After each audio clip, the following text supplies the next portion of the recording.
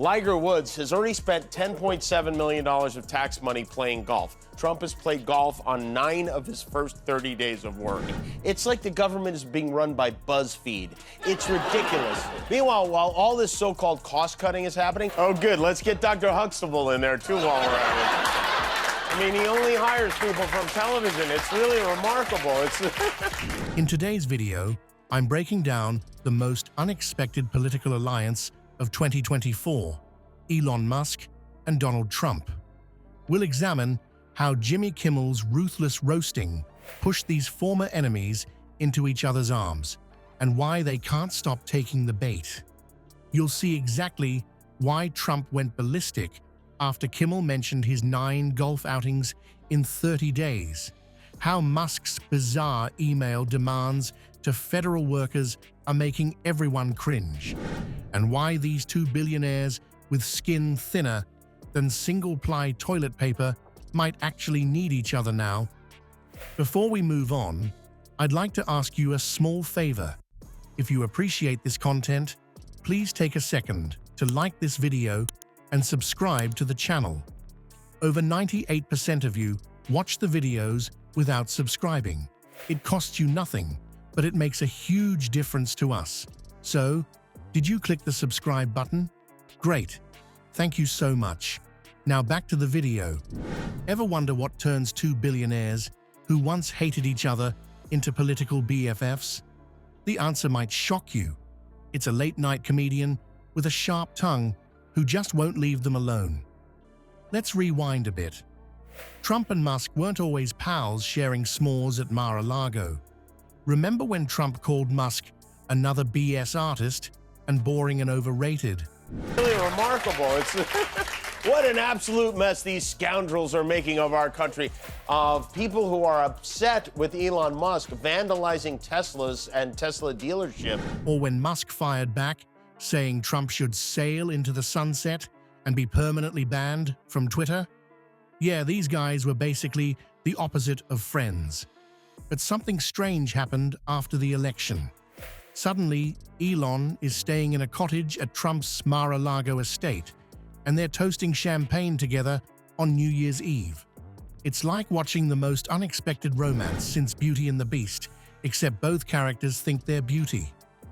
Enter Jimmy Kimmel, the unlikely matchmaker who's been roasting both men like chestnuts on an open fire. Night after night, he's been serving up jokes about this weird alliance, calling their relationship, "The federal government is in unprecedented disarray. The mass firings continue with no research. They're just jumping in. Donald Trump, Elon Musk, and this NCAA tournament. This might be the maddest March we've ever had. There have been several incidents." A raccoon defending a trash can. Kimmel's been relentless in pointing out how neither of these powerful men can take a joke without melting down faster than ice cream in Florida. The comedy gold really started flowing when Musk sent that bizarre email to federal workers. Can you imagine being a government employee and getting an email with the subject line, "What did you do last week?" demanding you list your top 5 accomplishments? That's not management. Not MAGA, not the Doge Bros. They are throwing career-long civil servants, people, many of whom have worked in these jobs for decades, out in the street like they're fish garbage. These federal workers are as confused as Elon's kids were when they realized their father named them after a phone number. That's the kind of passive-aggressive email your micromanaging boss sends when they're trying to figure out who to fire first. Kimmel couldn't resist comparing this approach to the government being run by BuzzFeed. Next thing you know, Musk will be sending surveys asking, "Which Game of Thrones character is your department most like?" Or, "Take this quiz to find out which federal program we'll cut next." Meanwhile, Trump's been busy hitting the links, with 9 golf outings in his first 30 days back in office. Liger Woods has already spent $10.7 million of tax money playing golf. Trump has played golf on 9 of his first 30 days of work. It's like the government is being run by BuzzFeed. It's ridiculous. Meanwhile, while all this so-called cost-cutting is happening, oh good, let's get Dr. Huxtable in there too while we're at it. I mean, he only hires people from television. It's really remarkable. Kimmel had a field day pointing out that Trump has spent around $10.7 million in taxpayer money on golf, while Musk claims to be slashing government expenses. It's like your dad telling you to turn off lights to save electricity while he's running the air conditioner with all the windows open. These jokes clearly struck a nerve with Trump, who completely lost it on Truth Social. In typical Trump fashion, he fired off an all-caps rant, calling Kimmel a low-ratings loser and a disgrace to America. Nothing says, "I can totally handle criticism," like typing angry messages in all capital letters on your own social media platform. It's basically the digital equivalent of screaming into a pillow. What's fascinating is how this shared experience of being Kimmel's comedy punching bags has created an unlikely bond between Trump and Musk. Ex-Luthor, Elon Musk, sent out a mass email over the weekend to all federal workers. And maybe the craziest part of all of it is Elon Musk has no official authority to fire anyone.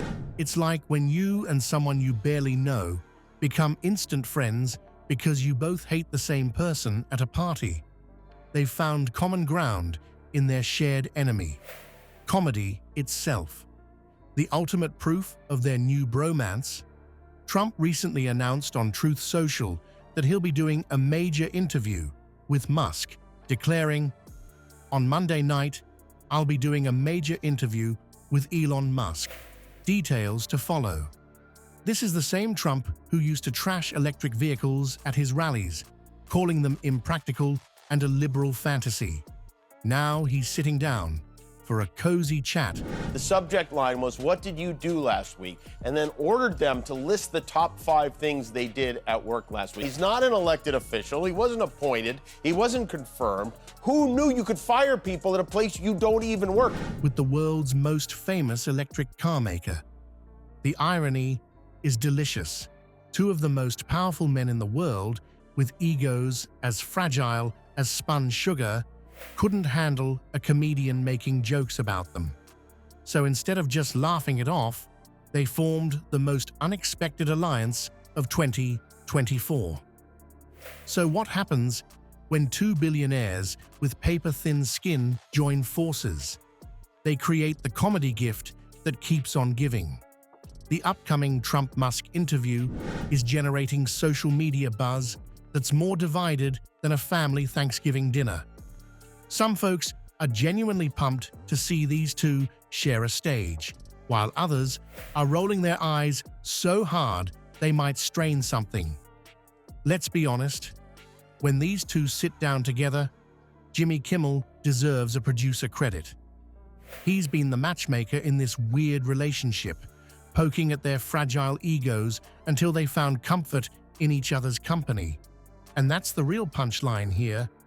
2 of the most powerful men on the planet couldn't handle a comedian making jokes, so they formed an alliance. Remember what Kimmel said about acting like a joke?